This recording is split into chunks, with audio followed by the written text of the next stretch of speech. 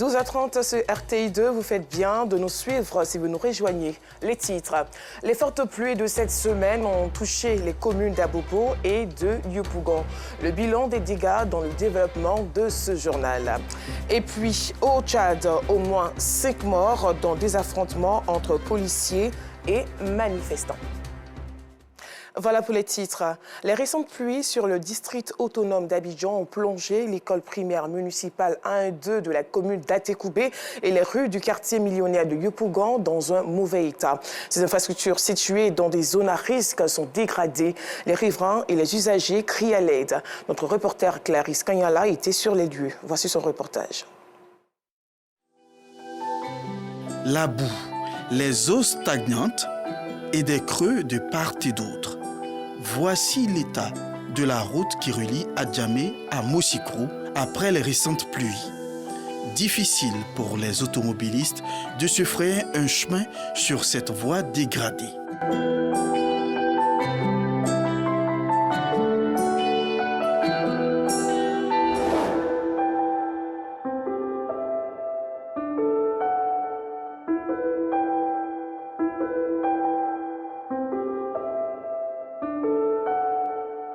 Souvent, l'eau rentre dans les véhicules. Une fois, je suis passé ici un samedi là, l'eau est rentrée dans le poumon. Les clients les pieds étaient mouillés. Donc, vraiment, mon grand souhait est que cette voie soit faite pour que nous bénissons vraiment Dieu.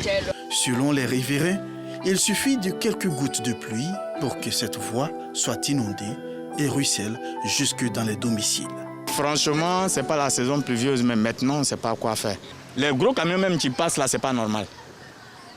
C'est une petite voie, mais pratiquement toutes les voitures passent par là parce que l'autoroute, c'est bouché.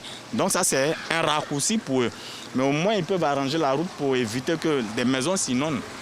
Si on ouvre une porte ici, que vous entrez, franchement, vous allez être découragé. Bon, si vous n'avez pas les moyens, vous faites comment? Les conséquences des récentes pluies sont bien plus désastreuses. Au groupe scolaire de la municipalité, dans la commune d'Atekoubé, la classe des CP1 est inondée il y a presque un mois.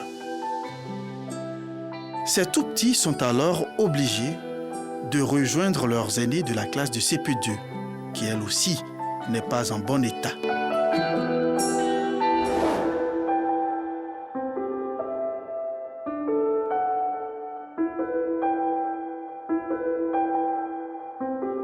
Quand il pleut, l'eau bouche le tuyau, le trou. À cause de ça, quand il pleut, on ne peut pas étudier. C'est ça, les maîtres disent qu'en cas de patienter, qu'ils vont arranger l'école. Chaque année, c'est le même scénario qui reprend. Même quand il n'y a pas de saison de pluie, il suffit simplement qu'il y ait une petite pluie et puis voilà, les classes sont inondées. Après les récentes pluies, l'administration de l'établissement baigne dans la boue. Pour sortir de son bureau, le directeur est obligé de trouver une astuce bien propre à lui. Il appelle à l'aide des autorités compétentes. À peine on a accès à l'établissement même, parce que les difficultés commencent déjà quand on descend du véhicule au niveau du goudron. Si les autorités pouvaient s'apaisantir sur notre sort, à quand même prendre des décisions selon lesquelles on doit assainir notre milieu scolaire. Nous formons les cadres de demain. Donc si nous ne travaillons pas avec abnégation, quels que soient les soubresauts que nous rencontrons, mais on s'attelle à faire le travail comme il se doit. Les zones à risque sont bien fragiles en cas de forte pluie. Une situation inquiétante pour les riverains. Bien déplorable au nord de la Côte d'Ivoire. L'inquiétude est grande chez les cotonculteurs en cette campagne 2022. La production cotonnière est menacée à cause de la présence des insectes ravageurs dans les champs. Ces parasites empêchent les cotonniers de faire la photosynthèse indispensable à la croissance des plantes. Le département de Mbengue, deuxième grande zone productrice de l'or blanc après Korogo, n'est pas épargné. Reportage Nour Sangaré par Gassoro, Koné de Malongui. La campagne 2022 du coton n'a pas été bonne pour Fatoroma, responsable d'une société coopérative de producteurs de coton en Mbengue, département situé dans la région du Poro, au nord de la Côte d'Ivoire. C'est avec un pincement au cœur qu'il découvre sa plantation. Une plantation qu'il a dû abandonner à cause de la présence d'insectes ravageurs appelés jacides. Si tu vas aller au champ, là, c'est que tu sais que tu vas voir quelque chose. Vers août, on va voir il y a quelque chose qui sont venus, ils ont tout détourné des champs. Nous, on ne comprend rien, alors qu'on a déjà pris le crédit. Quelqu'un qui a fait près que 10 tonnes ou 11 tonnes l'année passée, ça tendance s'il a trop eu, peut-être 1 tonne sur 8 hectares. Elle peut rembourser. Alors que dans son crédit, c'est plus que 1 million. Et pourtant, la culture du coton est l'une des principales sources de revenus des populations de ce département. C'est ça qu'on fait pour nourrir nos familles. C'est ça que nous on prend pour faire. Si ton papa ou ton maman est décidé, tu vas prendre ça pour faire finir. C'est tout le bassin cotonnier qui est affecté par ces parasites dont la présence empêche le cotonnier de faire la photosynthèse indispensable à la croissance des plantes. Flama Koulibaly en a payé les frais. Normalement, en cette période, ces cotonniers devraient être à la phase de production. Mais hélas, là où les cotonniers doivent présenter des feuilles vertes et les fleurs, c'est plutôt des feuilles rousses qu'ils présentent. Normalement, ça là, si ça produit, sous un, on doit avoir au moins pour le 32 boules là-dessus. Ou 22 là-dessus. Bon, présentement, il n'y a que combien? 3. Tu vois la différence? 30 et puis 3. Il y a une très grande différence. Comment tu vois? Il y a une très grande différence pour pouvoir fermer ce trou. En tout cas, c'est dur. Il y a une très grande différence là-dessus. Mais ce que j'ai vu cette année, depuis que je suis au champ, je ne l'ai jamais vu. Les nombreux traitements initiés par les cotonculteurs n'ont jusque-là pas donné de résultats escomptés, d'où leur appel à l'aide.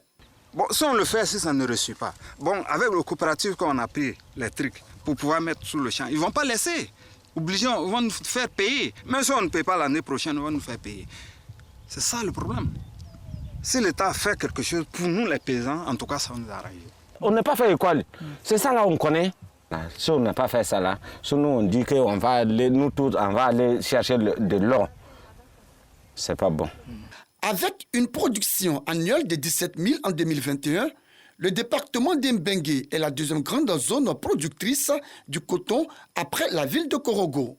Si la production 2022 est vouée à l'échec, les producteurs croisent les doigts pour que la prochaine campagne soit fructueuse. Les jardins publics, parlons-en. Ces endroits où il fait bon vivre font partie des lieux prisés par la population abidjanaise.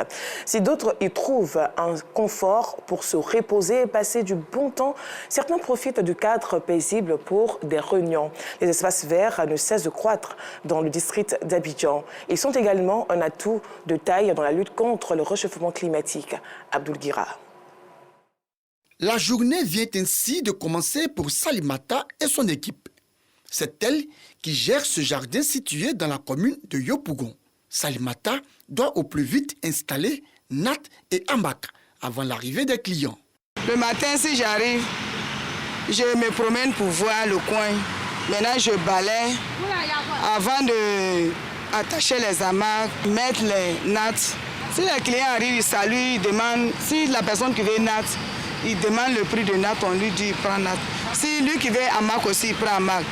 La personne qui veut lit pigot aussi, il prend lit pigot. Il y a chaise aussi. C'est avec ses propres et maigres moyens que Salimata s'occupe du nettoyage de cet espace. Une tâche qui n'est pas du tout aisée à cause des nombreuses dépenses qu'elle effectue pour l'entretien de ce jardin. Et c'est moi et puis mon patron seulement qui s'occupe ici. Nous, on entretient, mais l'industrie ne nous paye pas. On n'a pas beaucoup de matériel.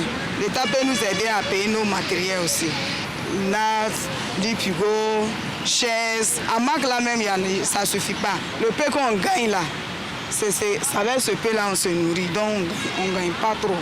Dieudonné, lui, est un fidèle client et un habitué du jardin de Salimata. Cela fait maintenant 2 mois qu'il a quitté sa ville d'origine, Bondoukou, pour Abidjan, dans l'espoir de parvenir un jour à une autonomisation financière.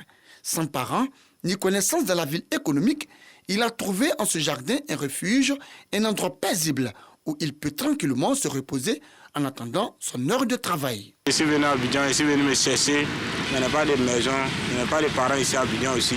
La lune, il fait Borobati et pour même pour ramasser les fers, les canettes dans les maquis. Donc matin maintenant, il m'avait vendre, il va dans 12, il m'avait me laver 100 francs. Il vient prendre 300, il couche, il me repose. Le soir aussi, il sort. Tout comme Dieudonné, ils sont nombreux, ces hommes et femmes qui fréquentent le jardin de Salimata pour y passer du beau temps. On a fini les cours, donc on vient se reposer. Après, on va rentrer à la maison. C'est venu juste se distraire. Les jardins et espaces verts ne sont pas que des endroits pour se reposer ou dormir. Certains y viennent pour des réunions, d'autres pour des révisions de cours. Nous sommes ici dans le cadre d'une répétition. Voilà, nous sommes une structure islamique, nous organisons un événement. Donc nous venons ici pour profiter de l'endroit et répéter également les activités que nous allons faire pendant notre événement. Je suis venu pour le réviser, voilà, et pour me reposer un peu. Il est mon habitude de venir ici de temps en temps. J'ai choisi ce lieu parce que c'est un lieu qui est un peu qui est calme, voilà, qui est paisible. Et s'il y a du bon vent, voilà, le soleil n'est pas assez. Les espaces verts, par leur verdure luxuriante, contribuent au rayonnement du paysage de la ville d'Abidjan. Ils embellissent ses artères et donnent un éclat particulier à ses rues. Le plus grand district de la Côte d'Ivoire a connu une importante floraison d'espaces verts et de jardins ces dernières années. Les enjeux de cette floraison sont aussi écologiques, car ils contribuent à la lutte contre le réchauffement climatique. Nous sommes entrés de plein pied dans la rentrée scolaire 2022-2023. Et à cet effet, l'organisation non gouvernementale Grâce Abondante a offert aux élèves du quartier Anankwa-Kouté dans la commune d'Abobo des kits et des uniformes scolaires pour leur permettre d'aborder aisément l'année scolaire. Il s'agissait pour la présidente de l'ONG et ses collaborateurs de donner le sourire à ses élèves et à leurs parents. L'université Félix Houphouët-Boigny de Cocody a abrité la 5e édition du Salon international des langues et cultures africaines. Objectif, sensibiliser à la promotion des cultures du terroir africain. Yacouba Koulibaly pour plus de détails. Wodjo Traoré, amoureux des traditions africaines avant de prendre part à la cérémonie d'ouverture du Salon international des langues et cultures africaines à l'université Félix Houphouët-Boigny de Cocody, échange en langue maternelle tagbana avec Mikan Koulibaly, promotrice de langues africaines.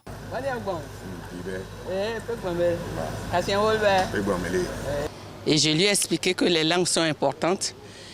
Les livres sont là pour les enfants. Et très bientôt, nous allons avoir des dessins animés. Le public cible, ce sont les enfants. Parce que nous savons tous que les enfants apprennent par des moyens ludiques. Virginie Adaye a, quant à elle, opté pour la promotion des pagnes à bron, un choix qui, selon elle, n'est pas fortuit. J'ai tenu à être présente parce que je veux montrer ma culture, puisque cette culture me tient à cœur. Et il faudrait que le bron aussi soit vu dans le pays, dans le monde entier. En Côte d'Ivoire, même beaucoup ne connaissent pas la différence entre le bron et le koulango. Pour immortaliser la promotion des langues maternelles d'Afrique, le Salon international des langues et cultures africaines Silang a vu le jour. C'est important pour nous de faire la promotion de nos valeurs, ce qui nous caractérise. Vous savez que la langue pour l'être est une chose importante. On s'exprime dans une langue, bien entendu, et les nôtres, nous les rangeons où? Nous allons à l'école, nous nous socialisons dans d'autres langues. Nous croyons qu'il faut essentiellement penser à nous-mêmes. Il faut s'assumer, il faut se projeter, il faut faire en sorte que nos langues puissent être codifiées, que nous puissions les enseigner, les parler un peu partout, à tous les niveaux de la vie. Une initiative saluée et encouragée par les têtes couronnées, mais aussi par les participants. C'est une très bonne rencontre, c'est un sujet d'actualité et qui, pour nous qui avons plus de 11 groupes ethniques qui cohabitent, c'est avec beaucoup de joie que nous assistons à cette rencontre pour le partage de ces expériences. L'âme d'un peuple est contenue dans sa langue. Et quand on a perdu sa langue, on a perdu son identité. On a perdu sa façon de voir le monde. Je suis très contente d'être à cet événement parce que ça va m'aider à mieux m'exprimer dans ma langue et à connaître d'autres langues quand je vais visiter d'autres régions et visiter mon village. Depuis sa création, le Salon international des langues et cultures africaines, SILANG, encourage toutes les initiatives visant à promouvoir les potentialités linguistiques et culturelles africaines. Je l'annonçais en titre au Tchad. Au moins 5 personnes ont été tuées par balle ce jeudi dans les affrontements opposant police et manifestants à N'Djamena où des centaines de personnes s'étaient réunies à l'appel de l'opposition. Voilà, c'est la fin de ce journal. Merci de l'avoir suivi.